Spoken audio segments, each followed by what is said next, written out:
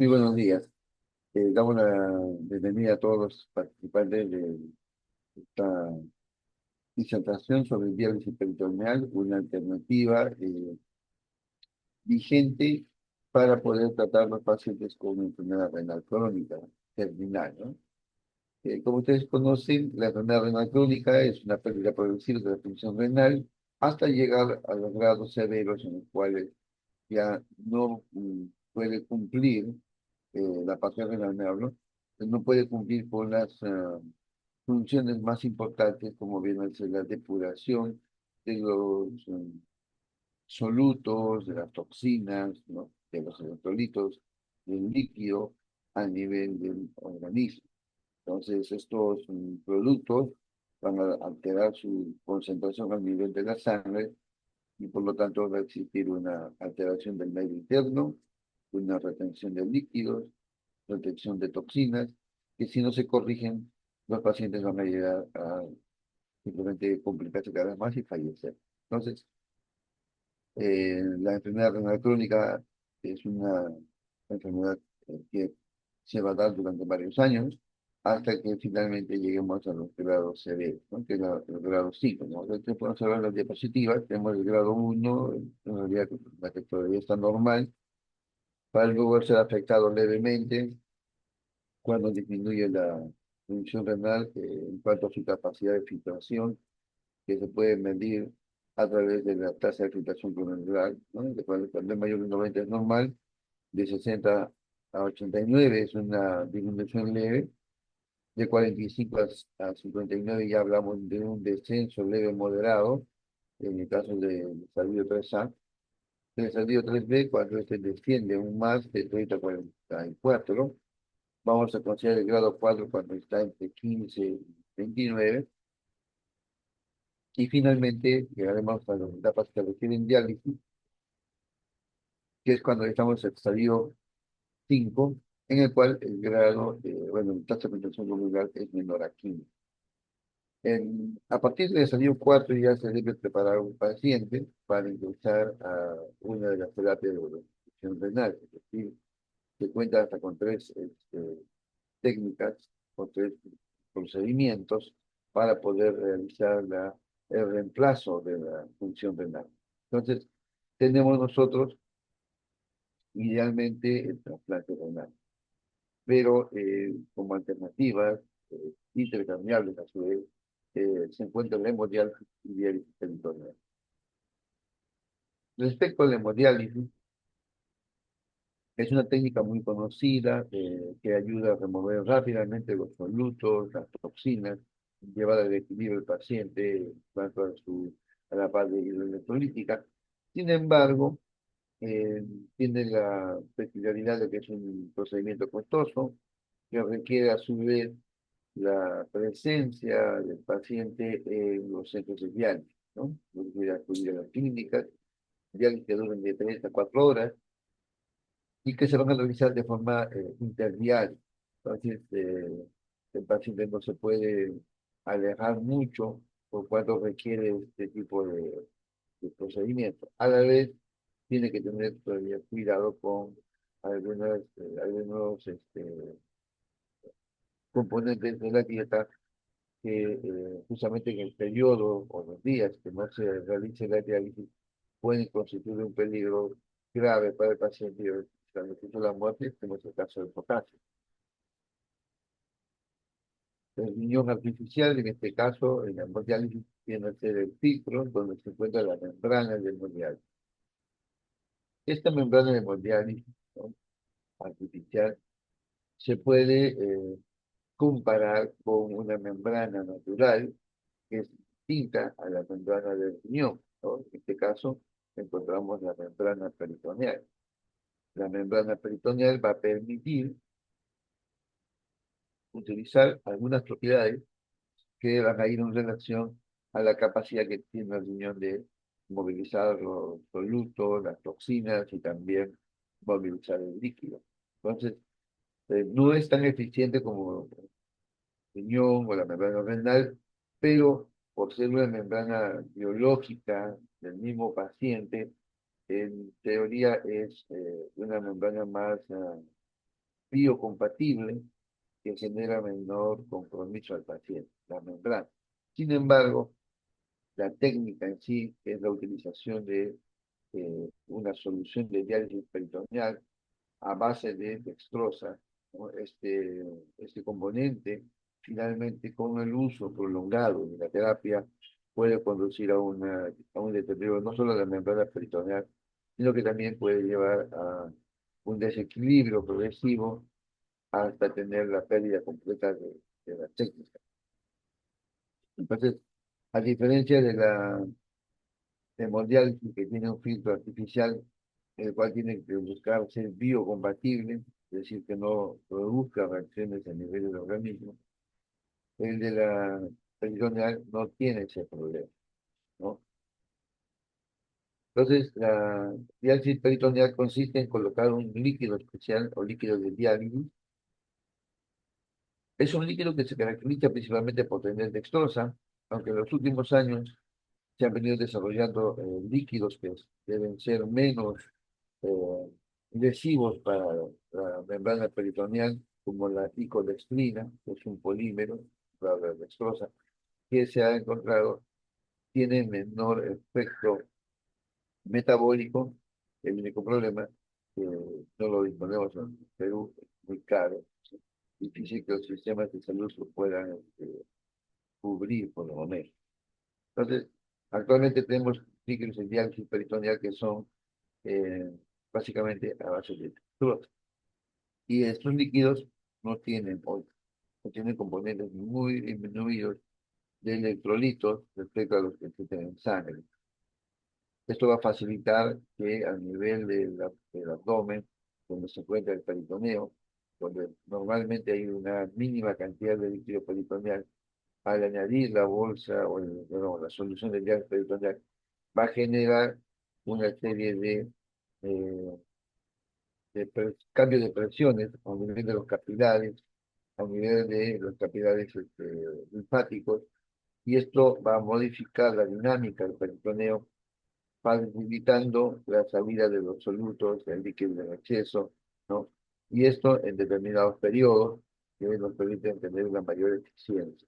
Entonces, la membrana peritoneal se va a convertir en una membrana muy útil para el paciente, que va a permitirle poder hacer este tratamiento en su casa, poder hacer el tratamiento diario y por lo tanto mejorar el aspecto nutricional, ¿no? Porque en este caso, al hacerse la diálisis todos los días, ya no requiere un control estricto en la dieta, ¿no? Como si sucede en la hemodiálisis. Bueno, y la técnica de diálisis es trasplante renal, pero está muy limitado, sin embargo, se está desarrollando esta técnica. Entonces, la unidad de diálisis peritoneal es un área especializada en nefrología, donde se puede brindar una atención integral, ¿no?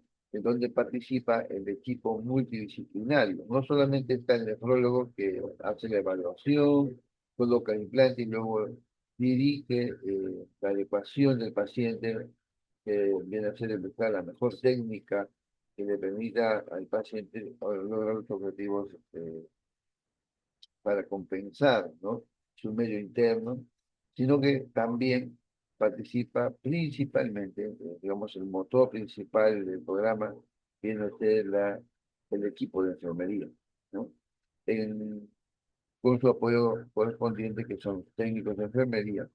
Sin embargo, la atención integral también va a incluir la participación del nutricionista, del asistente social y del psicólogo. Entonces, una unidad diaria peritoneal debe contar con todo ese equipo de profesionales para poder hacer una atención integral, pero no todo es solamente la técnica en sí del diálisis peritoneal, sino que esta técnica tiene una serie de factores que pueden modificar, ¿no? La realización de la técnica y la obtención de los resultados, ¿no? Entonces, se tiene que trabajar porque cuando tenemos pacientes con problemas psicológicos, ¿no? Con depresión, con ansiedad, ¿no?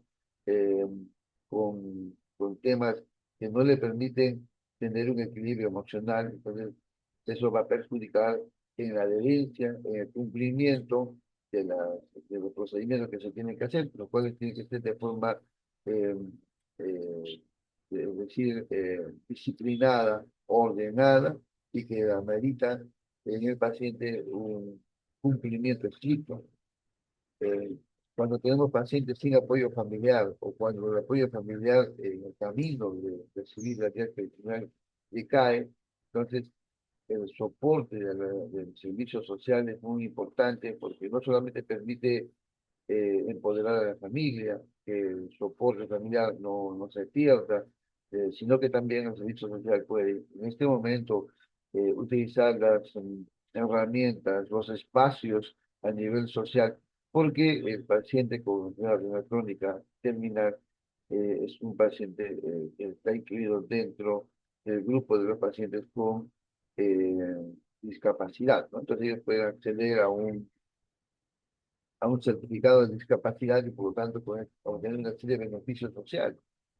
Existen programas que pueden hacer donaciones de alimentos, donaciones de ropa, bueno, una serie de elementos que si bien es cierto, no tienen que ver con la técnica en sí, pero sí favorecen en la dinámica familiar, favorecen en el sostenimiento del paciente, ¿no? Y esto permite tener un mejor resultado. Con respecto al apoyo nutricional es fundamental porque en la etapa de la diálisis peritoneal vamos a ver conceptos completamente diferentes a la hemodiálisis. Entonces, en un país como el nuestro, en el Perú, donde la mayor parte de los pacientes que tienen necesidad de la terapia nutricional renal se ha hecho con hemodiálisis, entonces existe una preparación, existe una orientación de parte de los pacientes y también de los profesionales, tanto médicos como el resto del equipo, que eh, trabajan muy bien en el mundial, pero la falta de la difusión, los pocos pacientes que han empezado a peritonear, ¿no? Y pocos profesionales dedicados a desarrollar este programa, que menos mal en los últimos años se está promoviendo mucho en el país. Sin embargo, tenemos que conceptos de la hemodiálisis se aplican en la diálisis peritoneal, en el aspecto nutricional. Y esto puede traer una serie de problemas porque la alimentación, ¿no?, del paciente en diálisis peritoneal es completamente diferente a lo que uno puede ver en un paciente con hemodiálisis. Entonces, conocer los aspectos del manejo del paciente en diálisis peritoneal va a ser fundamental para mantener el equilibrio nutricional y evitar la desnutrición. La diálisis peritoneal, como ustedes pueden entender, la palabra diálisis es una palabra griega que significa pasar a través de, ¿no? Entonces la diálisis peritoneal va a lograr que pasen una serie de sustancias, una serie de electrolitos, una serie de líquidos a través de la membrana peritoneal. Por lo tanto, la diálisis peritoneal es un procedimiento alternativo que va a realizar la depuración sanguínea de solutos y toxinas utilizando como membrana dializante al peritoneo.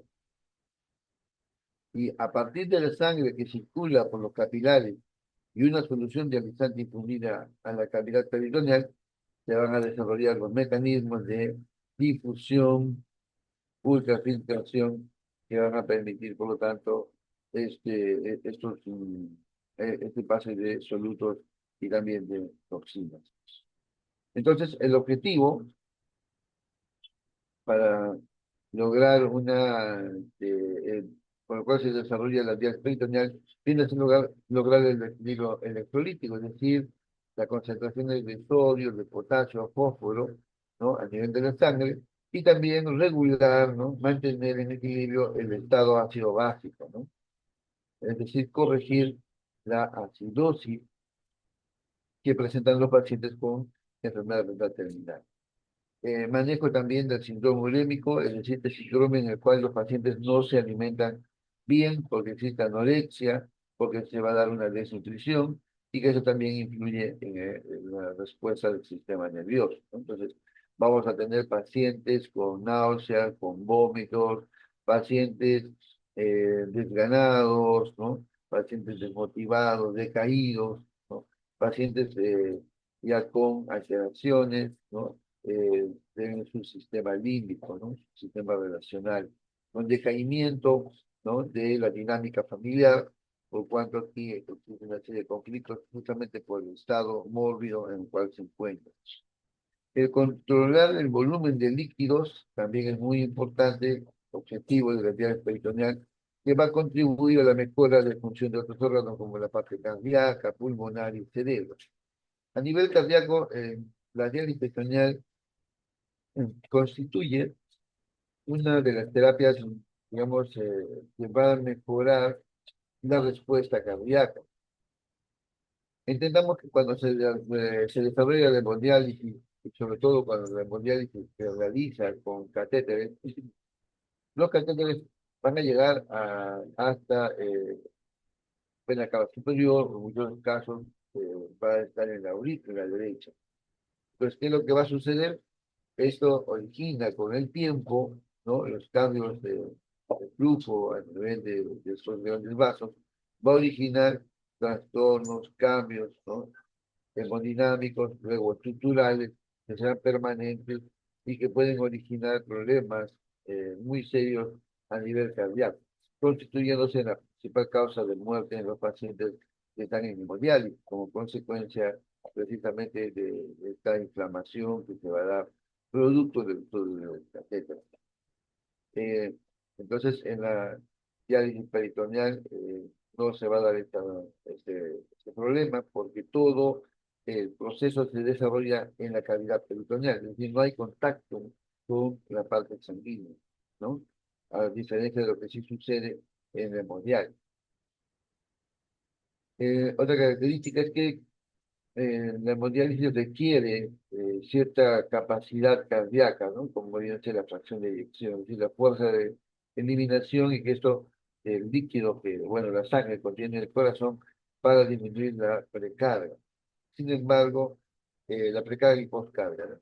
Sin embargo, los pacientes que tienen ya alteraciones importantes del corazón, ¿no? Los cuales la fracción de eyección cardíaca del ventrículo izquierdo es menor al 30%, ya no puede cumplir estas funciones y someterlos a hemodiálisis más bien empeora todo, complica todo y por lo tanto, este tipo de pacientes, bueno, estarían contraindicados para la hemodiálisis, tendríamos como alternativa la diálisis peritoneal idealmente para estos pacientes, ¿no? A nivel pulmonar también, porque a nivel pulmonar lo que va a existir es una descompresión de la carga, sobre todo a nivel de carga de volúmenes, y también disminuir la función compensatoria que realiza el pulmón cuando un paciente tiene alterado el medio interno.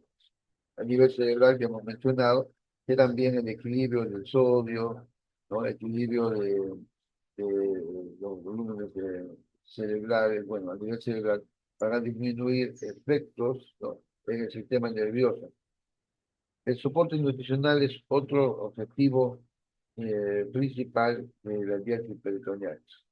Eh, Hay ciertas ventajas nutricionales respecto a la hemodiálisis que son traducidos por los mismos pacientes, ¿no? Porque ellos son los que finalmente pueden mostrar las ventajas o desventajas referente al tipo de sustitución renal que reciben. Bueno, vamos a empezar a describir un poco las bases anatomofisiológicas de la diálisis peritoneal. ¿Cómo funciona esto? ¿A qué se debe?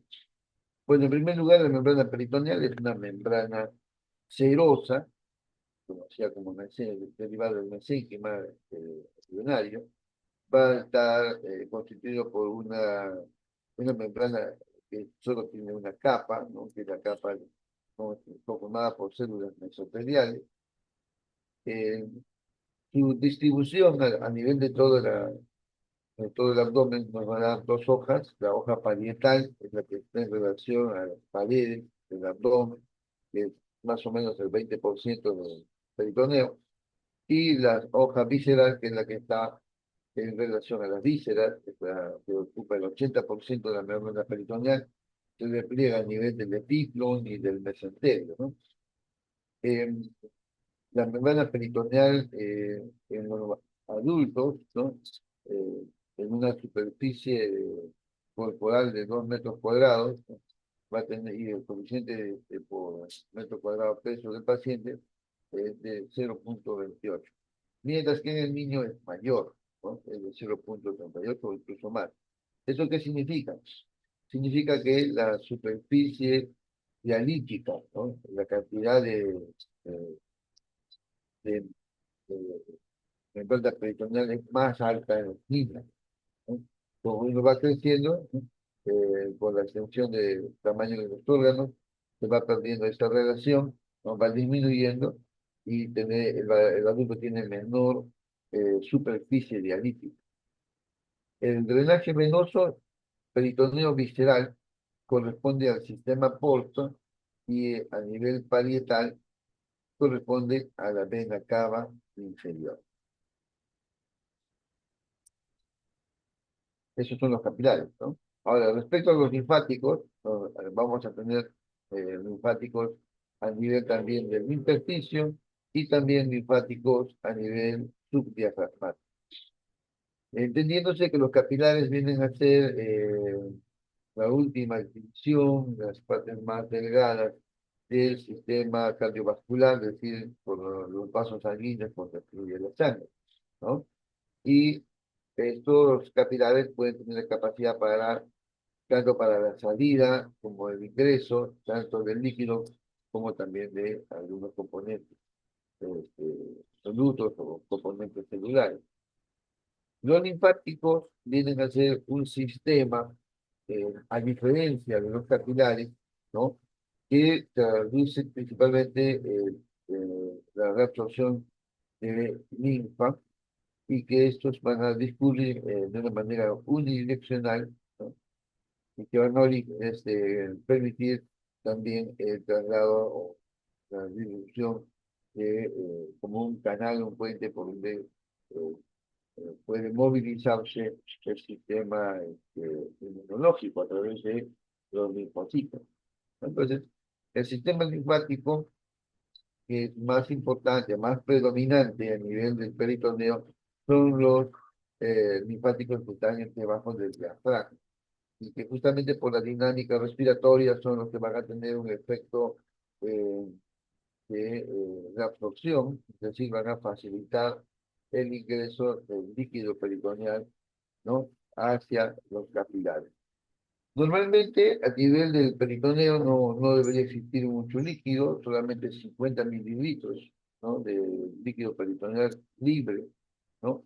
Y que este se va a formar a partir de la salida del líquido desde los capilares peritoneales, los que van a tener una mayor presión hidrostática en todos los vasos que existen en el peritoneo.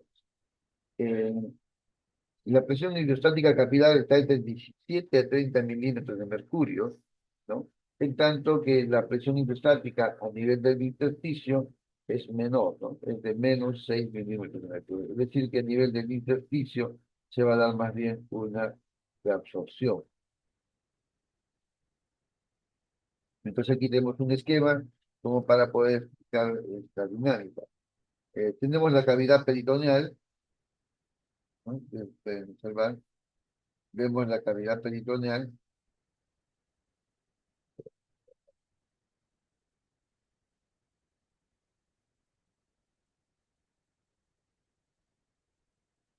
Esta es la cavidad peritoneal.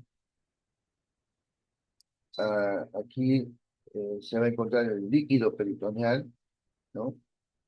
El cual normalmente una persona no debe tener más de 50 mililitros en este espacio. Toda esa capa que estamos observando, toda esa capa viene a ser el mesotelio, la membrana, una capa, una única capa formada por células mesoteliales, ¿no? Y que vamos a encontrar en este espacio también nosotros todo lo que corresponde al intersticio. Y en esta interfase, a nivel intersticial, vamos a encontrar estos vasos que son los capilares peritoneales. Estos capilares peritoneales van a permitir, a través de sus fenestraciones, sus espacios, sus poros, la salida del líquido y también la salida de solutos. También salen elementos pornos, por ejemplo, tranquilo, blancos, plaquetas, también pueden disminuir hacia el líquido peritoneal. A nivel de estos capilares hay una mayor presión, existe una mayor presión hidrostática, lo cual favorece a la salida principalmente del líquido. La cavidad peritoneal tiene una menor presión hidrostática, por eso permite el flujo del líquido del capilar hacia la cavidad peritoneal. Ahora, este líquido, a su vez, se va a reabsorber, ¿no? De manera constante, es decir, hay una producción y una reabsorción constante del líquido peritoneal. Entonces, aquí, la reabsorción del líquido peritoneal puede darse a nivel de los capilares que se encuentran en el intersticio, donde existe una presión hidrostática negativa, lo cual permite la absorción de líquido, como también a nivel de los vasos linfáticos que se encuentran debajo del diafragma, ¿no? Y estos vasos linfáticos van a tener también una capacidad de reabsorción principalmente mediada por los movimientos del diafragma, ¿no? Entonces, los movimientos del diafragma van a generar una fuerza de succión, con lo cual también va a favorecer a la reabsorción del líquido peritoneal. Entonces, de esta manera es como se va a producir y se va a reabsorber el líquido peritoneal. Entonces, eso es una fisiología, es lo normal. La membrana peritoneal, entonces, es una capa, es una sola capa de células mesoteliales que van a presentar microvellosidades cilios, ¿no? Y estos van a aumentar las superficies de contacto, tienen a su vez una lubricación que vienen a ser básicamente el glucocal protector, que es el responsable de la carga eléctrica. Las células, en este caso mesoteliales, son capaces de producir una serie de sustancias como la fosfatidilcolina, fosfato y calcina embrional 125, que generalmente se utiliza también como marcador tumoral. Eh, Estos se pueden medir en el líquido peritoneal y así se podría tener una información, ¿no?, sobre la capacidad que tiene la masa peritoneal en los pacientes que están en diálisis peritoneal. Debajo de la membrana mesotelial se va a encontrar la membrana basal y debajo de ello, bueno, lo que sería el intersticio. Este va a estar conformado principalmente, cuando hablamos del intersticio, por agua, fibras colágenas, glutamaminados y los aislados fibroblastos. Entonces, el intersticio, como es una masa conformada por una serie de elementos, ¿no?, principalmente las fibras colágenas, puede finalmente engrosar, ¿no?, ser mucho más voluminosa de lo habitual, principalmente por el acúmulo de sustancias, como se observa en los pacientes con diabetes, pacientes con insuficiencia renal crónica o pacientes que tengan una edad avanzada. Entonces, el engrosamiento de la membrana peritoneal o del intersticio finalmente va en detrimento de la capacidad del peritoneo. Es decir, mientras más grueso está el intersticio, vamos a tener una menor eficacia de la diálisis peritoneal.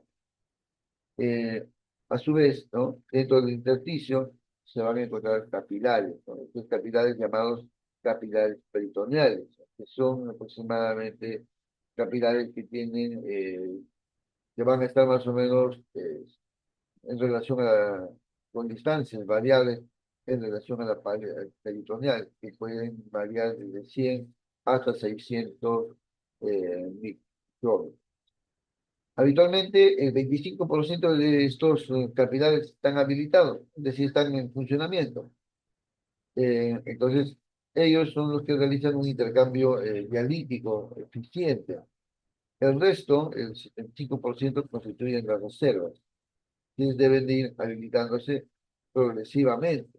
Entonces, cuando existe inflamación, como por ejemplo existiera una peritonitis o un cuadro de una sepsis a nivel general, eh, esta habilitación de los capilares puede aumentar, ¿no? Incluso se puede triplicar. También se puede lograr esto con el uso de algunos medicamentos vasodilatadores, ¿no?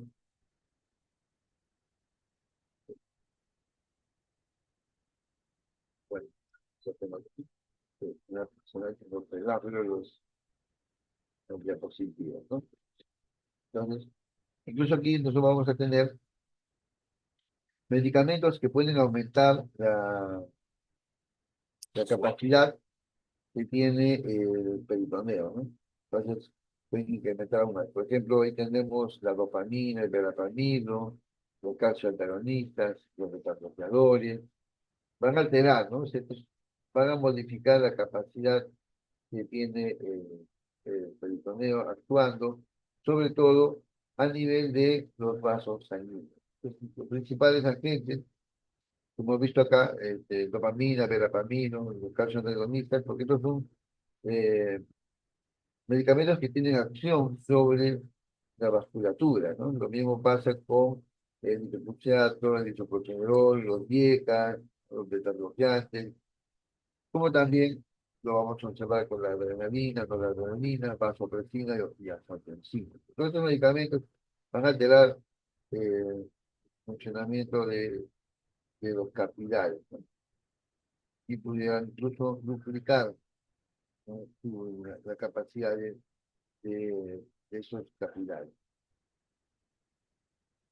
Entonces, la membrana peritonal es una estructura viva, que está cambiante, ¿no? Se renueva constantemente. Sin embargo, va a presentar una mayor resistencia cuando no se tienen capilares, ¿no? O cuando el pool de capilares está disminuido, ¿no? O cuando el paciente, por ejemplo, en caso de pacientes con diabetes, ¿no? Los diabetes pueden tener daño sistémico y lo primero que se daña es la microvasculatura, así que la cantidad de capilares en este tipo de pacientes puede verse haber disminuido antes incluso de iniciar la diálisis peritoneal. Entonces, la reserva de los capilares va a ser muy importante también para la respuesta y la eficiencia de la diálisis peritoneal. Bueno, la habilitación hemos comentado que viene a ser el área que puede trabajar, el área peritoneal, donde se puede realizar el intercambio peritoneal de manera efectiva, ¿no? Mientras se disponga de mayor cantidad de capilares, ¿no? Existirá una mayor transferencia de soluto. El problema no es tan equivalente con el agua, ¿no? A nivel del agua, sí, esto podría traer más bien un problema, porque también la mayor cantidad de capilares puede originar también una mayor absorción de líquido. El intersticio, que es la segunda resistencia de la membrana peritoneal, eh, hemos mencionado que cuanto más ancho es, ¿no? Va a interferir, ¿no? La difusión de los solutos y por lo tanto esto puede disminuir la eficacia, ¿no? La eficiencia de la diálisis peritoneal. Hemos mencionado que el niño tiene mayor área para poder hacer intercambio, ¿no? Ya que tiene una mayor superficie de la membrana peritoneal. Y además, generalmente, pues, en niños el intersticio es delgado, es sano, no tiene mayores daños a niveles capilares. Los niños entonces dializan muy rápido y son muy eficientes para el movimiento del soluto, ¿no? Y no tanto así para lo que viene a ser el movimiento del agua, ¿no? Tenemos la teoría del triple polo, ¿no? Esto para poder entender un poco cómo es el desplazamiento y cómo se dan estos fenómenos a nivel de la membrana peritoneal. Acá ustedes pueden observar, eh, estas serían las moléculas mayores, las moléculas grandes, ¿no? Como por ejemplo las gamma globulinas, ¿no? La albúmina, Tenemos moléculas intermedias como la creatinina, la urea, y tenemos moléculas mucho más pequeñas como los electrolitos, ¿no? El potasio, por ejemplo. Dice, todo eso diluido en, en líquido, ¿no? En este caso, el líquido peritoneal. Entonces, vamos a tener poros muy pequeños, denominados ultra pequeños, que son de 4 o 6 angstrom, también llamados acuaporinas tipo 1, ¿no? Eso van a permitir exclusivamente el pasaje de agua, ¿no? Son del 20 a 25% de los poros disponibles. Luego tenemos los poros medios, que son de 40 a 60 angstrom, y estos permiten el pasaje de solutos intermedios, ¿no? De pequeños intermedios y el agua. Es el mayor grupo de poros que se dispone. Y luego tenemos los poros grandes, que son menos, alrededor del 5% de los poros, que son los que permiten, ¿no? Contener un mayor diámetro de 200 a 250 átomos, van a permitir el pasaje de moléculas grandes, ¿no? Como la albúmina y la gamma globulina. Entonces, de esa manera tenemos tres poros, ¿no? De esos, el responsable del pasaje de los solutos y del agua, digamos, el determinante, son los poros medios. Y respecto al agua, también son determinantes los poros ultra pequeños o acuaforinas tipo 1.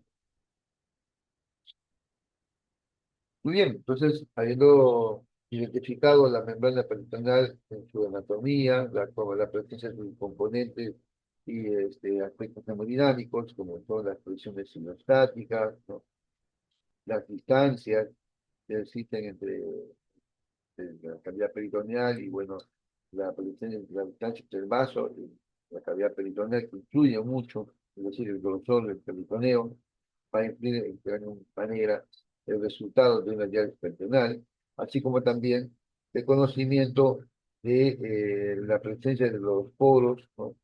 Por las acuaporinas tipo 1 para lo que sería la el equilibrio hídrico y lo que corresponde al movimiento de los solutos de peso intermedio, como vienen a ser eh, la urea, la creatinina, ¿no? Que son del tipo intermedio, que están en relación a la habilitación, ¿no? De los capilares y también la presencia de los poros, en este caso los poros rango intermedio, ¿no? Radio medio, que son los que van a determinar un gran porcentaje de digamos, la calidad de la diálisis peritoneal. Entonces, vamos a encontrar que existen eh, tres mecanismos que se van a desarrollar en la membrana peritoneal. La primera es la difusión.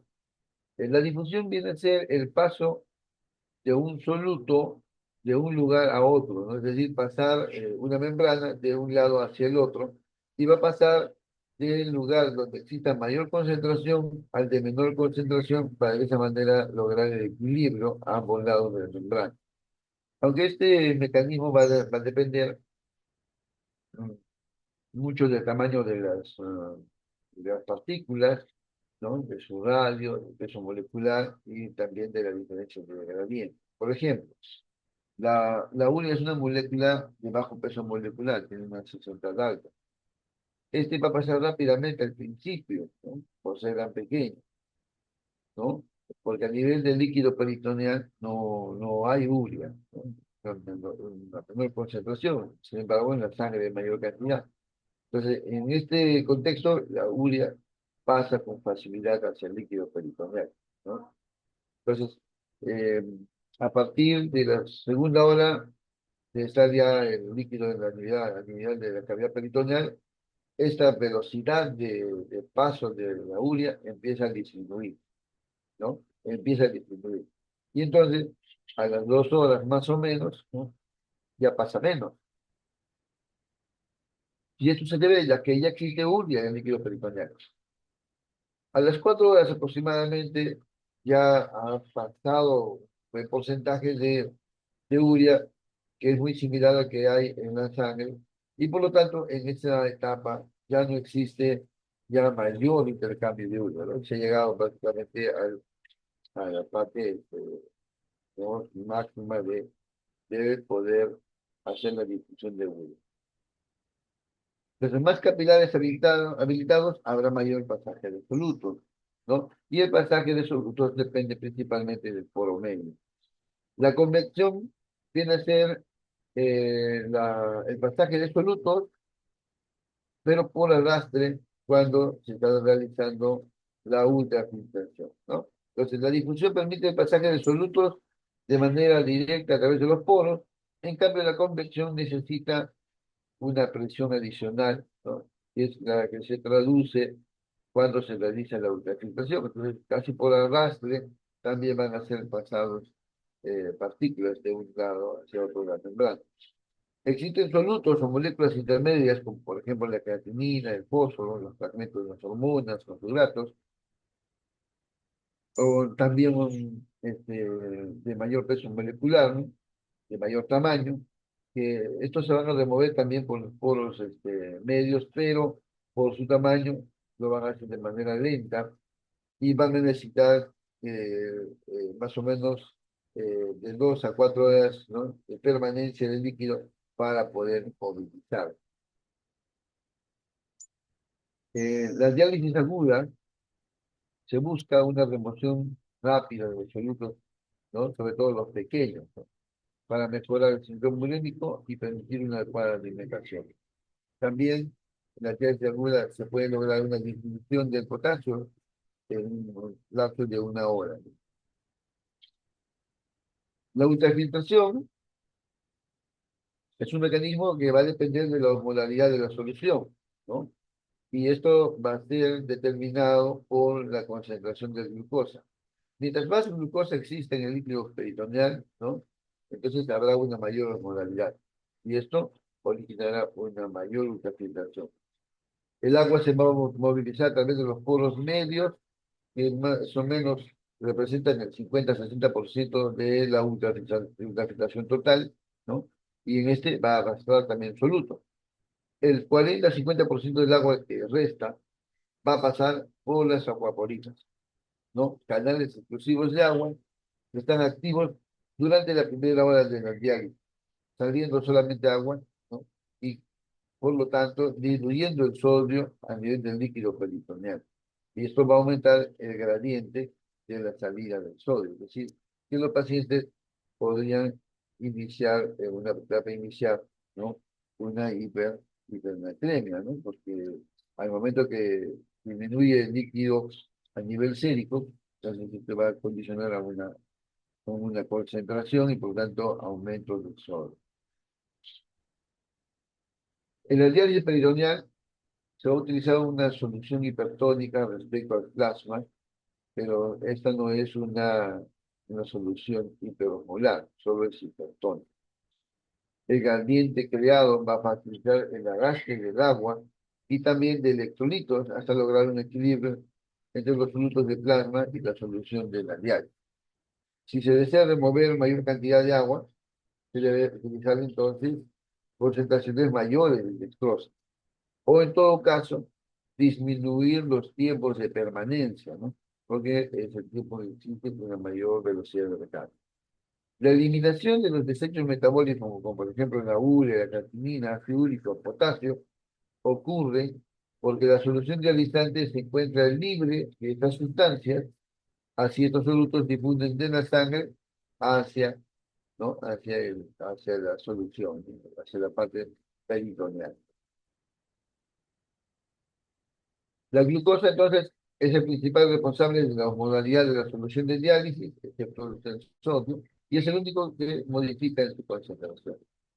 El peso molecular de la glucosa es de 180, y una molécula mide de 2 a 3 Armstrong, y por lo tanto es muy fácil que pase por la membrana peritoneal, tamaño, pasa prácticamente todos los poros, y desde el líquido peritoneal, ¿no? Va a ingresar hacia el paciente de tal manera que conforme pasan las horas, va a disminuir su fuerza osmótica. Los capilares que están habilitados van a implicar más glucosa que entra el paciente, ¿no? Perdiéndose entonces el gradiente osmolar y la capacidad de ultrafiltrar. Esto se va a conocer como la disipación del gradiente de glucosa. Más capilares habilitados, va a existir un mejor transporte de solutos, pero en detrimento del transporte de agua. Al contrario, si hubieran menos capilares habilitados, la glucosa se queda en el líquido peritoneal atrayendo agua y por lo tanto mejorando la ultrafiltración. Esto se observa en pacientes con drogas vasoconstrictoras, cuando se sacan agua pero difunden moderadamente los solutos. ¿A qué se llama ultrafiltración neta y ultrafiltración real? Bueno, la ultrafiltración real es aquella en la que se mide, por ejemplo, si yo ingreso al paciente 1 litro y luego dreno y me sale 1,200 litros, entonces la resta me sale 200. Entonces la ultrafiltración en este caso real sería menos 200 mililitros. Pero la ultrafiltración neta es la ultrafiltración real menos la absorción linfática. Sin embargo, es difícil. Bueno, en realidad no se mide, ¿no? La absorción linfática. Habitualmente la cavidad peritoneal es drenada por los linfáticos subdiafragmáticos que llevan parte de la ultrafiltración hacia la circulación general. En los niños el flujo linfático es mayor, por lo cual tienden a ultrafiltrar en menor escala. El flujo linfático normal va de 1 a 2 mililitros por minuto. La presión intraabdominal es otro factor que puede disminuir la capacidad de la difusión y la compresión a nivel abdominal, porque a mayor presión va a haber menor ultrafiltración, ya que la presión intraabdominal va a contrarrestar a la presión del capilar peritoneal. No usar volúmenes intraperitoneales excesivos, porque el aplicar un volumen mayor aumenta la presión intraabdominal, y por lo tanto eso disminuye la ultrafiltración y aumentan las complicaciones mecánicas, como por ejemplo fugas, hernias. La hipoalbuminemia permite una mayor salida del líquido peritoneal, porque disminuye la presión oncótica del capilar peritoneal, promoviéndose entonces el balance negativo de agua.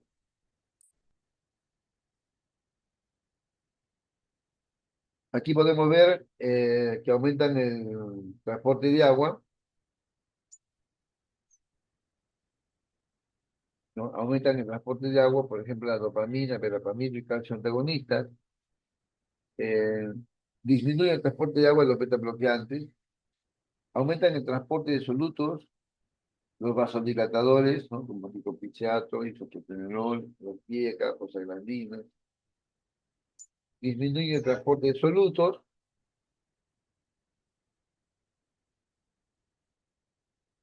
La noradrenalina, la vasopresina y la angiotensina.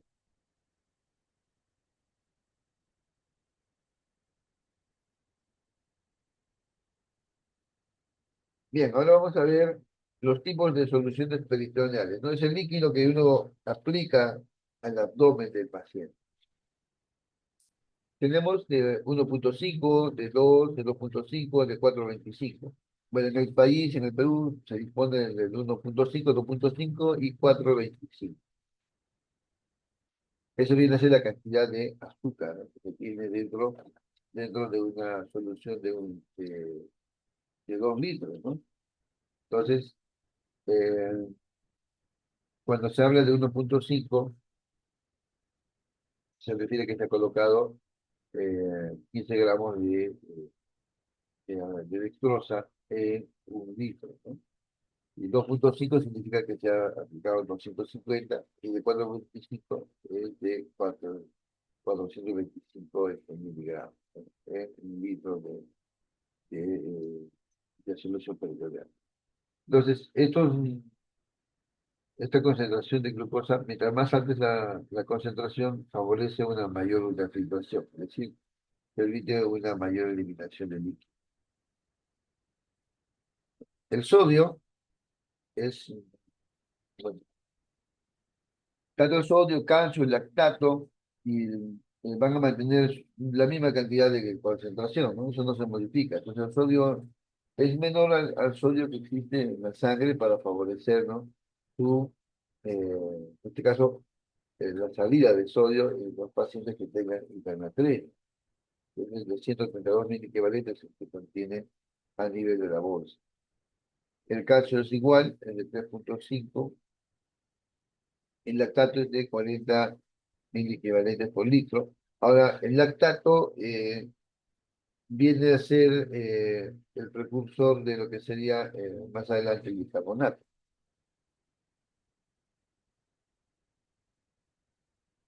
El lactato que se añade a la bolsa va a ser absorbido, o sea, a nivel del peritoneo y va a pasar al hígado.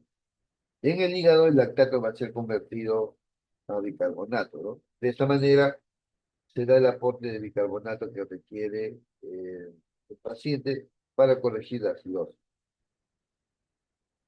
La modalidad de las soluciones, ¿no?, van a variar en función a la concentración de glucosa. Una, una bolsa de diálisis de 1,5 tiene una osmolaridad de 345, por encima, ligeramente por encima de la presión de la osmolaridad sanguínea, ¿no? Y esto es para qué? Para favorecer la salida del líquido al obtener una mayor presión hidrostática, ¿no?, con respecto a la sanguínea. Eso permite extraer líquido de la parte peritoneal. Y eso de aquí, mientras más alto es, ¿no? Por ejemplo, en la de 2,5 es 395 y en la de 4,25 es 484, ¿no? Muy, muy elevado. A medida que se utiliza soluciones de mayor concentración, lo que se favorece es una mayor difusión del líquido.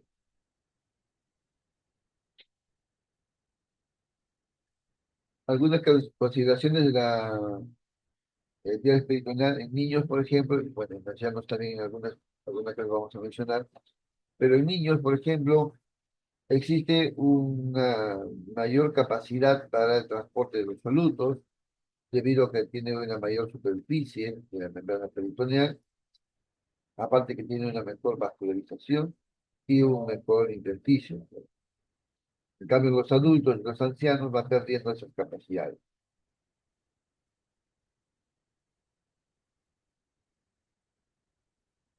¿Qué va en contra de la eutrofización? Bueno, que existe un mayor flujo linfático, ¿no? Y esto hemos dicho depende de la capacidad de la respiración. Los niños tienen una mayor respiración que los adultos, por lo tanto hay una mayor succión, una mayor presión negativa y por lo tanto un mayor movimiento del líquido peritoneal. Eh, Cuando se usa un menor volumen del baño que el adulto, esto va a disipar más rápidamente la glucosa, ¿no? Es decir, la glucosa pasa más rápido, pero también puedo tener una mayor superficie de la membrana peritoneal. Al tener mayor vascularización, entonces va a ser muy, muy rápido que se disipe la glucosa, ¿no? Con lo cual disminuye su capacidad de interpretación. Entonces, los niños dializan rápido y efectivamente los solutos pequeños. Cuanto más pequeño es el niño, menos ultrafiltran. Debiendo usar baños cortos y soluciones de 2 a 2,5 para lograr ultrafiltrar. ¿Cuáles son los requisitos para que un paciente ingrese al programa de diálisis peritoneal? Primero, que el paciente lo quiera hacer, ¿no? Que la familia lo pueda apoyar y que tenga en su domicilio un ambiente, un espacio de uso exclusivo para el diálisis peritoneal.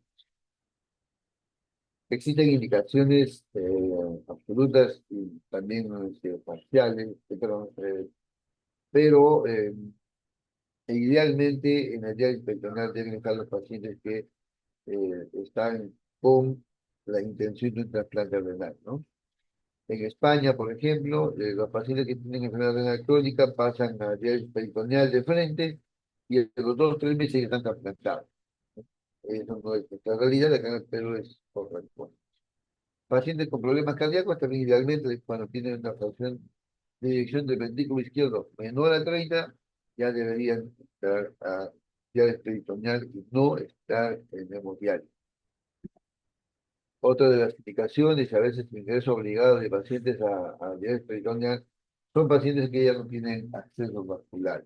que han agotado su reserva vascular y que ya no se pueden hacer hemodiálisis por ello. Dentro de las contraindicaciones, lo más importante es que el paciente rechace la técnica de diálisis peritoneal o que los familiares no tengan el suficiente entendimiento y capacidad para brindar el apoyo familiar, ¿no? Como pacientes que están ciegos, postrados, que tengan artritis, bueno, etc. Vamos a mencionar algunas ventajas y desventajas tanto de la hemodiálisis en relación a la diálisis peritoneal. La mayor ventaja que los pacientes indican, sobre todo los pacientes que han pasado por ambos procedimientos, ¿no?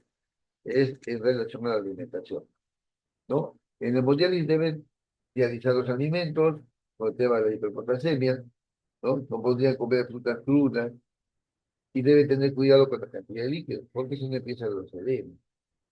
En la diálisis peritoneal es una dieta libre, el paciente puede comer frutas normales, sin sancochar, no tiene que dializar los alimentos, ¿no? Hay una libertad para el consumo de líquidos, por cuanto el paciente, en este caso, se dializa todos los días y el de líquido resulta filtrado. Entonces, no hay mayor problema, excepto que la técnica no se esté aplicando adecuadamente o ya existan problemas a nivel peritoneo, donde ya se va a tener que hacer la adecuación, ¿no? Y los cambios correspondientes. Aparte de eso, los pacientes en peritoneal ya pueden comer más carne, más pescado, ¿no? Porque justamente los pacientes en peritoneal se nutren más que los pacientes que están en peritoneal, porque necesitan mayor suplementación alimentaria en cuanto a proteínas. Los accesos vasculares, ¿no? Se colocan catéteres, ¿no? Y estos son generalmente visibles.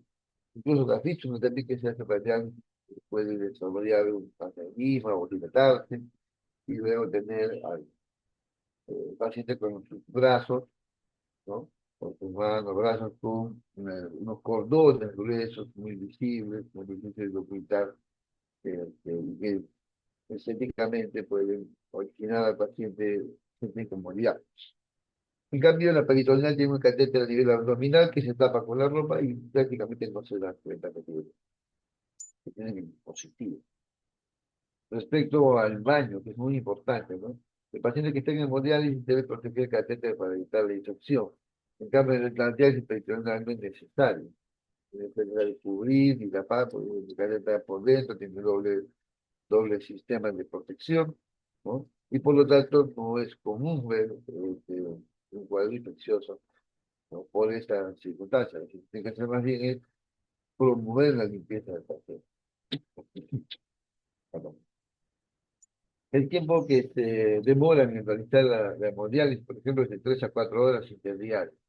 La diálisis peritoneal se realizan 3 o 4 intercambios que duran de 15 a 20 minutos, incluso algunos mucho más rápido, ¿no? Y eso lo hacen en el día, entonces no toma tanto tiempo en hacer comparado a la hemodiálisis. En la forma automatizada, generalmente se hace en la noche, ¿no? Con lo cual el paciente hace la diálisis mientras está durmiendo, casi no hay otra variación. En lugar de ejecución, bueno, las hemodiálisis tienen que ser en las clínicas o hospitales y las diálisis peritoneal lo hacen en casa. Cuidado del cuerpo, ¿no? La hemodiálisis causa desnutrición, problemas cardíacos, disminuye la orina. En cambio, la diálisis peritoneal conserva la función de la vida diaria y sobre todo conserva la producción de orina, ¿no? Que es muy importante, ¿no? Lo que nosotros conocemos como la reserva residual renal. Actividades diarias, ¿no? El paciente que tenga hemodiálisis puede trabajar y estudiar, pero debe suspender sus actividades durante los turnos de la hemodiálisis. En cambio, en la diálisis peritoneal, el paciente se puede organizar a sí mismo y puede realizar, ¿no? Sus trabajos y estudios sin mayor problema. Muy bien, entonces ahora vamos a hablar aspectos ya de la misma técnica, ¿no? Como por ejemplo el implante del catéter peritoneal, ¿no? La implantación puede ser por medio de aparatomía, de manera percutánea, con o sin guía ecográfica, o por cirugía laparoscópica. Los catéteres disponibles son de poliuretano, ¿no? Y estos de aquí tiene la peculiaridad de tener dos presentaciones, curvas o rectas, ¿no? Las curvas van a presentar a su vez en su extremo distal este dispositivo en forma de cola de caballo, de cola de cerdo, ¿no?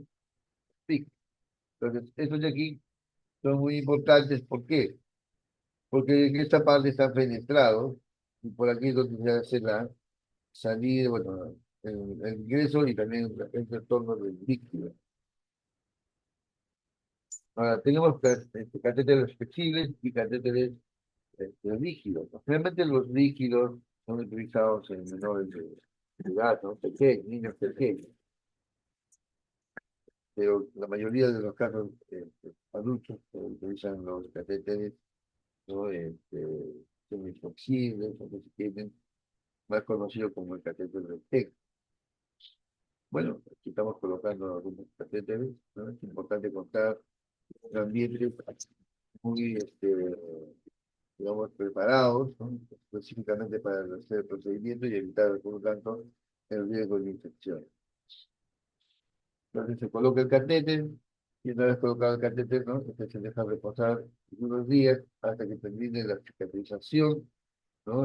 La baja de inflamación de la acción operatoria y luego se puede utilizar el catéter sin problema.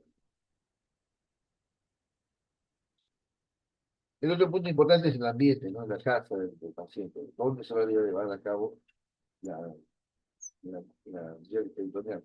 Bueno, todavía en este caso se puede adaptar, ¿no? Hay casos en los que los pacientes no tienen las condiciones económicas, no tienen las condiciones de espacio en su casa, ¿no? Como para que es algo exclusivo.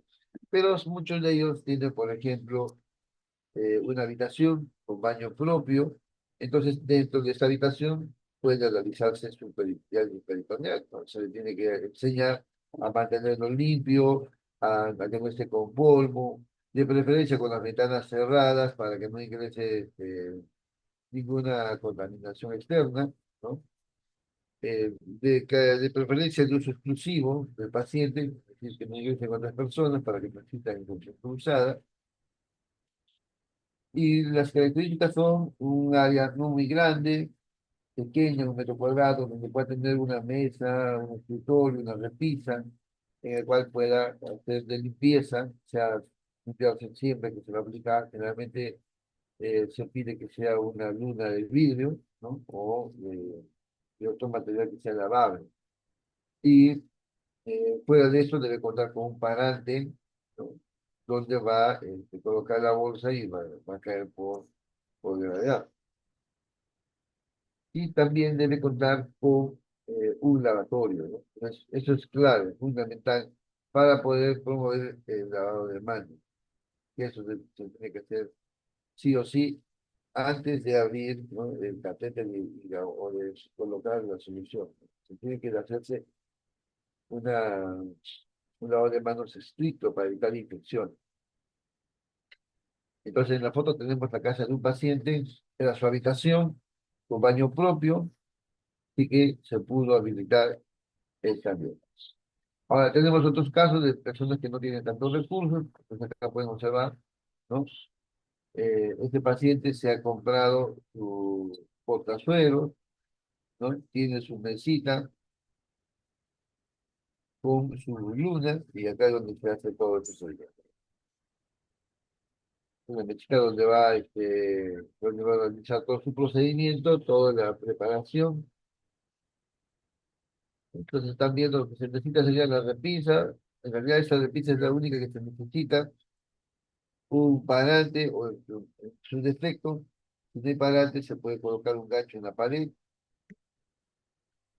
Y luego, el otro punto, bueno, una silla, como decía básicamente, y luego viene a ser ya el área de lavatorio, ¿no? Tiene que estar completamente disponible el líquido está circulante, para que así no haya riesgo de infección. El lavado de manos es muy importante. En el caso del automatizado, lo mismo, debe contar con un ambiente propio, donde no haya circulación de pacientes, donde no exista mayor ventilación, donde se mantenga todo cerrado. y el paciente es el que manipula dos veces, al conectarse y al desconectarse. Es decir, tiene mayor ventaja que en el caso anterior.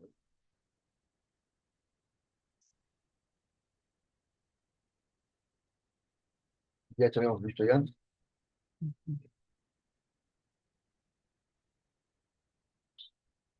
Entonces, si el paciente, bueno, hay que hacer una buena selección de los pacientes, ¿no? Entonces hay que tener bien claro las contraindicaciones. No deberíamos aceptar de manera ya programada a los pacientes que no quieren la técnica o que la familia se opone a la terapia. A veces uno lo plantea como única terapia, como único método y se direcciona al paciente a hacer la peritonal. Pero hay que mucho cuidado, muchos pacientes no lo hacen con voluntad y al final es un más problema que solución. Otra forma también es cuando no hay posibilidad de realizar la peritoneal porque tiene problemas físicos, mentales, no hay apoyo familiar o no cuenta con un espacio adecuado.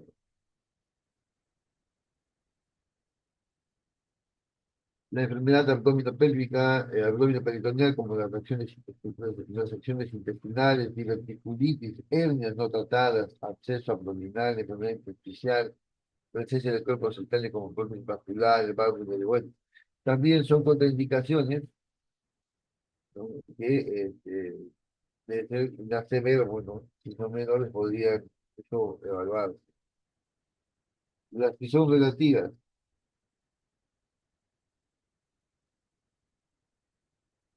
las contraindicaciones relativas en las ostomías, gastroparesia diabética, la enfermedad poliquística, cirugías abdominales, obesidad mórbida, enfermedad pulmonar obstructiva grave. Son relativas porque muchas veces se pueden corregir, ¿no? Entonces, no necesariamente se van a ir en contra del paciente. Entonces, quienes, en resumen, pueden, no van a recibir o podrían ser contraindicaciones de la especial, principalmente que el paciente no quiere, que rechaza la técnica. Y la otra es que no tenga apoyo familiar, postrados, ciegos, incluso también con así. No podrían ingresar hasta asegurar que tenga alguien más que apoye al paciente.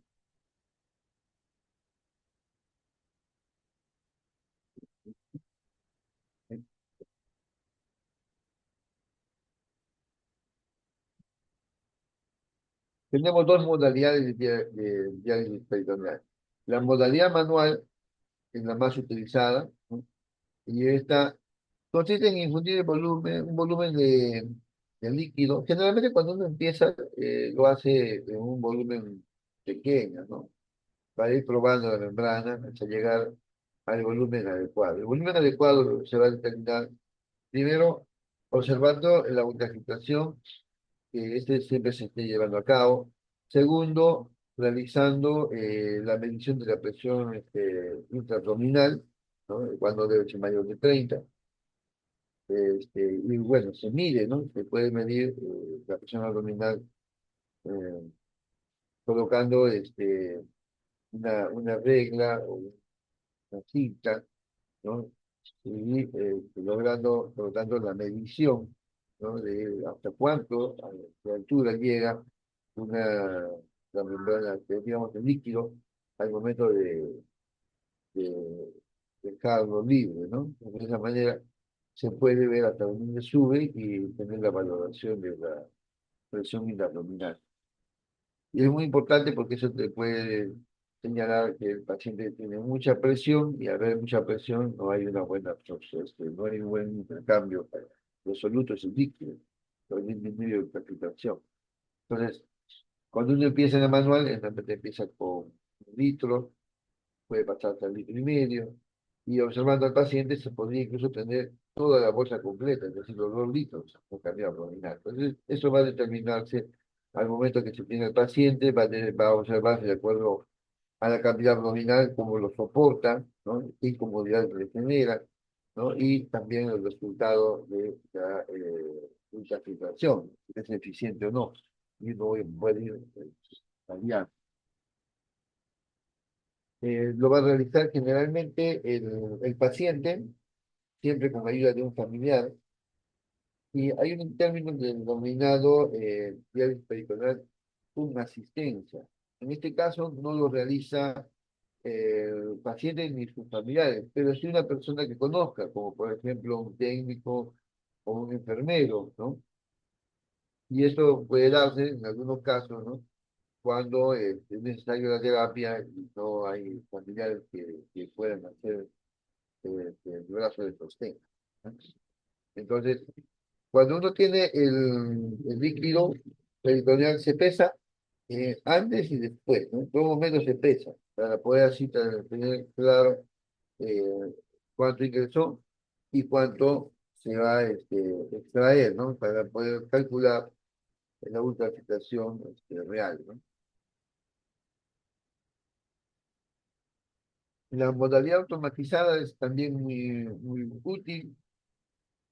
Se utiliza esta máquina que es la cicladora, ¿no? Consiste en una máquina donde se programa un volumen que se calcula en base al peso y tamaño y la calidad abdominal del paciente. Se fracciona para colocar en dos, tres, cuatro, bueno, las cantidades que sean necesarias de fraccionamiento del líquido que se va a aplicar y se coloca el tiempo que va a durar cada ciclo hasta tener digamos, ya la terapia total. La máquina es la que calienta el líquido hasta 37 grados, ¿no? Y al final de la terapia, en los cachetes se puede ver, va a registrar, ¿no? La ultrafiltración total.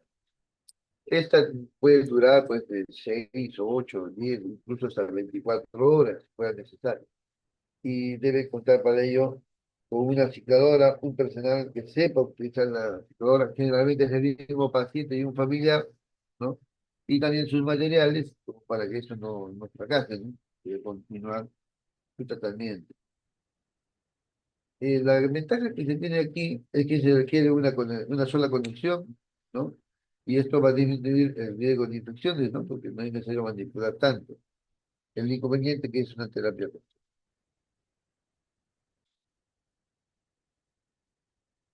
Las complicaciones. ¿Qué complicaciones tiene la diálisis peritoneal?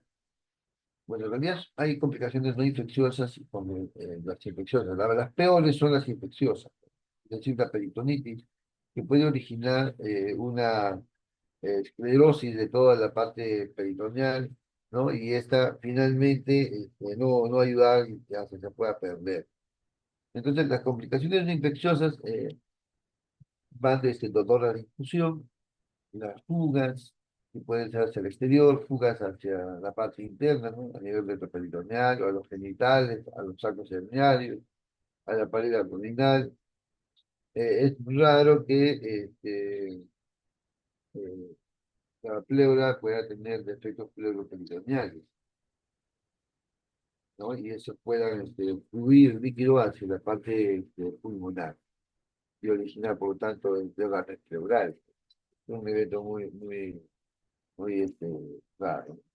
Las hernias inguinales umbilicales, plurales podrían empeorar. Se puede dar neumoperitoneo, ¿no? También en algunos casos porque ese aire a nivel del peritoneo, justamente por el mismo catéter, ¿no? Que al aplicarse pueda ingresar este volumen y originar, por lo tanto, problemas de dolor. Hemoperitoneo también es común observar por diversas causas, puede haber sangrado peritoneal, generalmente está asociado al uso de anticoagulantes, ¿no? El quiloperitoneo, que se puede ver en niños muy pequeños, es muchas veces secundario al quilotórax o a la obstrucción linfática de cualquier etiología, y en lo que se puede identificar triglicéridos mayores a 100 miligramos en el líquido peritoneal. La obstrucción del catéter o los acordamientos, es decir, eh, migración del catéter, ¿no? La, la presencia de coágulos o de fibrina, ¿no? O a veces la infección del biplón dentro del lumen del catéter, ¿no? Pueden ser responsables de disminución de la técnica de peritoneal, incluso retiro de los pacientes, ¿no? Dependiendo si esto se puede reacomodar o no, si el paciente puede tolerar aún más o ya se puede retirar el catéter. ¿no? También se puede observar problemas en los pacientes con relación a que pueden originar constipación, masas, adenopatías, puede haber empeoramiento de la dificultad respiratoria por ascitis que se provoca por utilizarlo en la dieta, perdón, en la técnica de peritoneal, ¿no? Es decir, hay pacientes a los que se agrega más de su volumen adecuado y esto repercute en la dinámica respiratoria.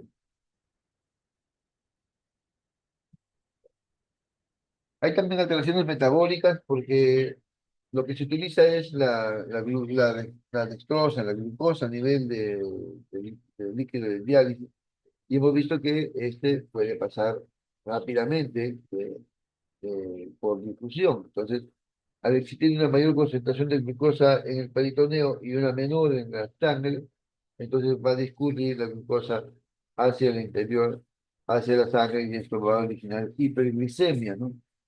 Y entonces, generalmente se observan cuando se utiliza mucho tiempo las soluciones de 425, lo cual puede originar hiperglicemias severas con síndrome intermolar, ¿no? Y que eso pueda conllevar a que el paciente utilice insulina.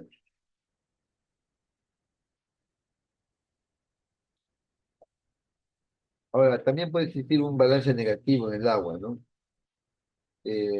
Sobre todo cuando son muy cortos y va a agregar, por lo tanto, también una hipernatremia en el paciente. Bueno, la hipocalemia es una complicación muy frecuente, por cuanto eh, se, se puede difundir con mucha facilidad en una hora de dieta peritoneal, se puede disminuir sustancialmente y podría originar problemas en el paciente por hipocalemia, ¿no? Debilidad general, disminución de la fuerza muscular, ¿no? Y esto de acá también podría originar también constipación, parte de eso. Entonces, los pacientes, para evitar este problema, tienen que consumir mayor cantidad de potasio, ¿no? Y el cual están las frutas. Por eso que los pacientes muchas veces agradecen, pues comen las frutas en cantidad, ¿no? Mientras que no hemodiálisis se les quita más bien la diálisis, se les quita, perdón, las frutas. Bueno, también puede haber hiponatremia o hipernatremia, ¿no?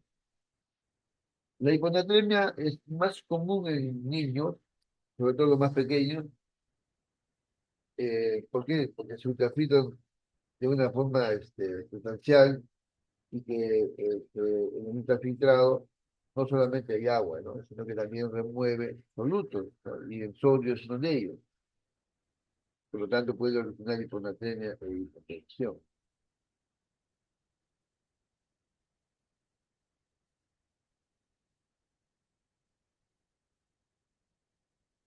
La hipoalbuminemia también es muy importante, está dada por pérdida de proteínas, ¿no? Que se da por los grandes poros, y este tiene relevancia clínica, sobre todo en la peritonitis, donde existe una mayor pérdida, ¿no? Y la hipoproteinemia es evidente, ¿no? Disminuye el albúmino, y eso no se corrige, va a haber problemas muy serios, ¿no? En el paciente. La hipogamma-globulinemia no sigue el fenómeno de la albúmina, se conoce pues, su relevancia clínica, pero también se pierde el mecanismo de defensa intraperitoneal por las oxoninas y las citocinas. Dentro de las complicaciones infecciosas tenemos peritonitis, el diagnóstico de peritonitis es básicamente clínico, ¿no? La presencia de líquido turbio, dolor abdominal y a veces acompañado de fiebre o vómito. Entonces, esto es importante, ¿no? Generalmente, en la experiencia, en la práctica, lo primero que se observa es dolor abdominal, ¿no? Y la presencia de líquido que se va añadiendo hasta hacerse muy evidente. Ya la presencia de fiebre o complicaciones sistémicas ya es una etapa un poco ya más avanzada. Lo ideal es hacer un estudio bacteriológico del cultivo del líquido peritoneal, sobre todo el líquido del drenaje, Ese debe ser tomado del primer baño o del primer intercambio, ¿no? O del segundo máximo, en la que debe haber una permanencia de por lo menos 2 horas de líquido peritoneal. En este tipo de pacientes se debe hacer un estudio citológico, es decir, observar la presencia de glóbulos blancos, siempre son más de 100 células por milímetro, ¿no? Entonces, de los cuales hay más de 50 de células polimorfonucleares, que ya está por positiva.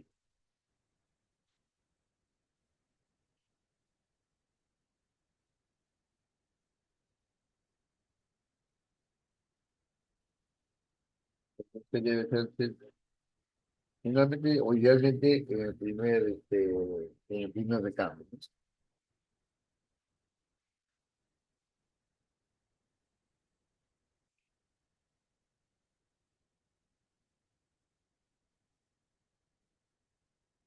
Este es un esquema a seguir, ¿no? Una vez que el paciente ingresa ya al programa peritoneal, se tiene que hacer toda una evaluación multidisciplinaria y debe seguir una serie de controles posteriores, ¿no? Para poder determinar la calidad de la diálisis, ¿no? La prevención de las complicaciones, ¿no? Y también valorar la supervivencia, cuánto tiempo puede durar. Em, los promedios que se tienen a nivel mundial, ¿no? En promedio, la supervivencia de un paciente en diálisis peritoneal está 5 años, ¿no? Y hay casos eh, que pueden tener menos tiempo realmente, ¿no? Va a depender cómo el paciente se adapta y evita las complicaciones. Hay pacientes también que se escapan a la regla, ¿no? Pacientes que pueden tener más de 10 años utilizando la técnica peritoneal. Un determinante importante para la salida de un paciente de peritoneal es principalmente la infección. Una infección puede tener muchas consecuencias y también originar, ¿no?, la salida definitiva, ¿no?, del paciente del programa. Entonces, ¿cómo se hace el seguimiento y todo eso, no? Se hace una evaluación del paciente, lo que tiene que hacer el nefrólogo, la selección también la complementa la enfermera, ¿no? Luego se implanta el paciente el catéter, se evalúa que tiene todas las condiciones familiares, domiciliarias, ¿no? Ya se ha habilitado su ambiente, aunque esto del ambiente, algunos tienen por protocolo, primero tener habilitado el ambiente, ¿no? Y hay otras escuelas que promueven primero la colocación de catéter y mientras viene la etapa de maduración, ¿no? La cicatrización se va completando, desinflamando el área operatoria, que más o menos son 2 semanas, ¿no? Después, en ese tiempo de 2 semanas de espera, se termine de adecuar la habitación o la casa de ambiente donde va a ser el día peritoneal. Aunque esto es, como digo, depende de las escuelas. Algunos pueden pedir que antes de que se coloque el catéter ya tengan el ambiente, ¿no? Y otros podrían tener por decisión primero colocar el catéter y mientras va desarrollándose su cicatrización, en ese periodo se termina de hacer el ambiente y el paciente puede pasar ya ahí, ¿no? Entonces, una vez que se ha decidido ya ingresar al paciente, ¿no? Tiene que tener evaluación nefrológica y también eh, en este caso de selección, para verificar si tiene o no los requisitos, las condiciones para poder ingresar. Y también requiere una evaluación, para eso tiene una serie de formatos, de fichas de atención de enfermería, ¿no? Los cuales aplican al paciente antes de que el paciente se le instale el catéter, ¿no? Es hacer una buena evaluación del paciente, tanto por el nefrólogo como enfermera, es fundamental para el éxito de la terapia. Entonces, una vez que se ha colocado el catéter del paciente, ¿no?, viene la evaluación por el nefrólogo y enfermería, más o menos a la semana de haber ingresado al programa peritoneal, ¿no? Entonces, lo primero que se hace, o las cosas que se deben hacer en estos pacientes es evaluar, por ejemplo, el KPD, cloro, creatinina, el TEM, ¿no? La medición de la reacción renal residual, ¿no? Las pérdidas de proteínas y la absorción de glucosa. Eso debe ser más o menos al primero o segundo mes de haber empezado tratamiento peritoneal. Y eso va a permitir hacer una una valoración más cercana, ¿no? Del paciente. Luego se puede hacer el control médico de 4 a 8 semanas de iniciar la terapia para buscar la adecuación al tratamiento, es decir, buscar el esquema que mejor calza, que mejor resultado le da al paciente. Dentro de esta terapia se tiene que evaluar el volumen que se va a infundir, se tiene que evaluar eh, la tolerancia al paciente, se tiene que evaluar los resultados, ¿no? En cuanto a la bioquímica, si se ha logrado no el equilibrio, entonces de acuerdo a eso se puede modificar. En el esquema de la, perdón, de la DPCA, del ambulatorio, eh, generalmente son tres, no, pero 4 recambios al día, ¿no? En algunos casos 4 o 5 horas, y se puede elegir con cavidad seca o con cavidad vacía, es decir, dejar líquido, el último recambio, dejar líquido abdominal y hasta el día siguiente, o no dejar, ¿sí? Y esto va a depender del mismo estado del paciente y la presencia o no de cerebro. Entonces, una vez hecho las primeras evaluaciones, ¿no? Se continúa con controles médicos de 4 a 8 semanas, y en enfermería también hace lo mismo, hace una evaluación tanto técnica como también de la adherencia del paciente al tratamiento inicial peritoneal, y ya debe tener también control del nutricionista para poder ver cómo va con la alimentación, la tolerancia y la alimentación. Y en esa serie de controles uno podría encontrar, ¿no?, los esquemas de un control mensual, sobre todo para descartar complicaciones no infecciosas y por ahí detectar las infecciosas que están empezando. Pero generalmente las infecciosas son reportadas por los mismos pacientes, que se alarman rápidamente, y más aún cuando uno le ha explicado a los pacientes las precauciones y cuidados que tiene que tener y los signos de alarma que debe avisar inmediatamente al personal de salud.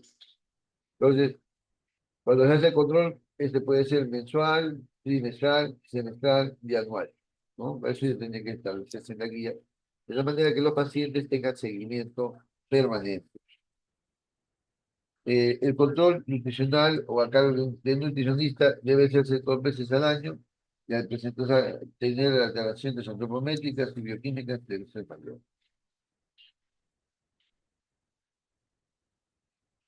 También tiene que pasar por asistente social y también por psicología, ¿no? Y puede requerir atención de urgencia, sobre todo cuando hay peritonitis. En los casos, algunos incluso tienen que ser hospitalizados para recibir tratamiento antibiótico.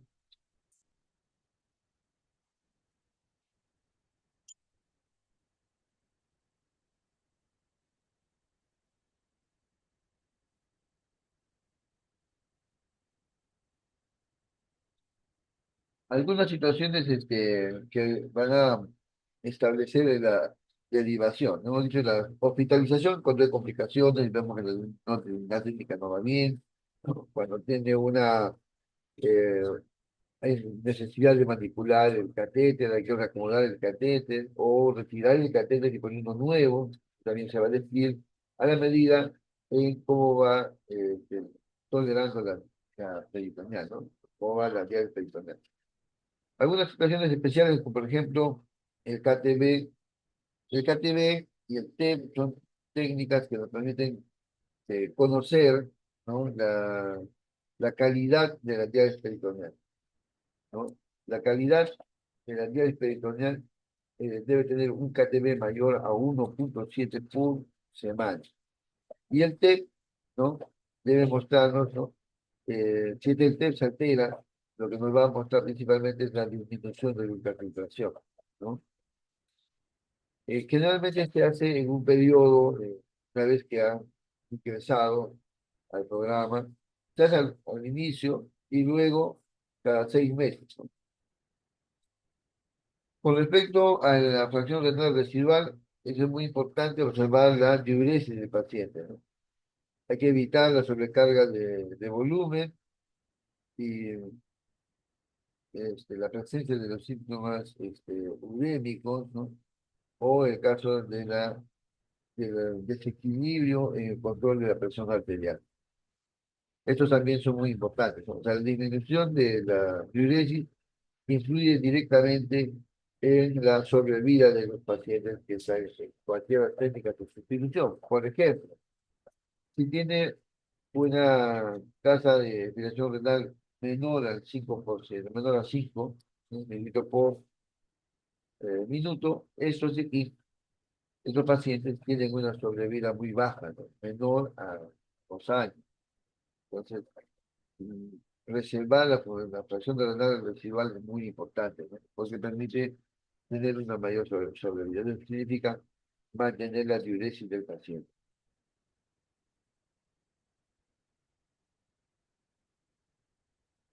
Entonces, la innovación, la capacitación permanente, ¿no? Va a permitir lograr los objetivos, ¿no?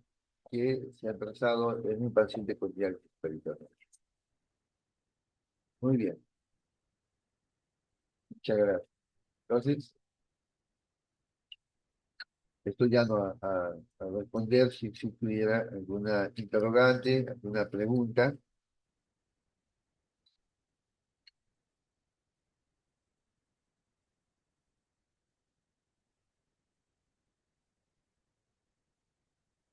Bueno, la diálisis peritoneal es una técnica muy interesante, se está promoviendo en nuestro país en los últimos años, ¿no? Hay una política decidida a nivel del país, de Perú, de lograr mejorar, ¿no? La atención de los pacientes que tienen estadios renales. Ahora, hay una controversia, ¿no? En este sentido, de que la diálisis peritoneal en cuanto a su difusión y la cantidad de pacientes, en este momento todavía es una técnica cara, ¿no? Pero la experiencia de otros países, sobre todo países en vías de desarrollo, que no tienen muchos recursos económicos para poder instalar centros de diálisis, ¿no?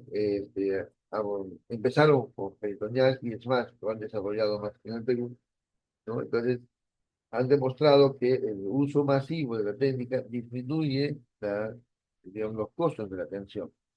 En el Perú, en este momento, todavía la vía peritoneal es cara, por cuanto son pocos pacientes y las compras de los insumos en volumen pues, es menor y por tanto el costo también es mayor. Pero la promoción de la técnica augura que en poco tiempo se pueda cambiar esta realidad y entonces se pueda demostrar que la peritoneal realmente tiene grandes ventajas. Es más económica, es más práctica para el paciente, ¿no? Es más fisiológica, ¿no? Y permite brindar una atención de calidad al paciente.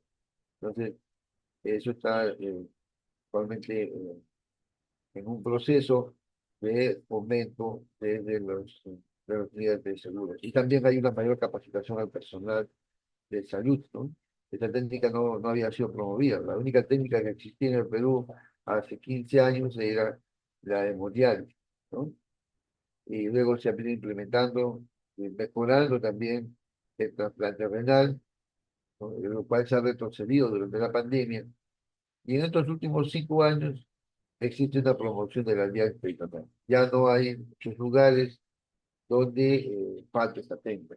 Se va implementando cada vez más y se está dando una serie de capacitaciones, de entrenamiento para poder desarrollar la técnica a nivel nacional. Esperemos que se logre. Finalmente, las políticas públicas deben ser siempre a favor de los pacientes.